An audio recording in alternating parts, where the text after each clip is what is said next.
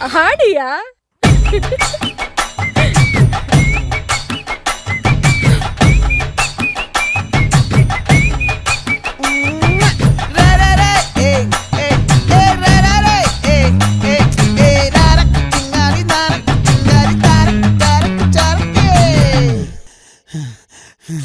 விளைஞ்சிருக்கும் என் வெத்தலை கொடி அட வளைஞ்சிருக்கும்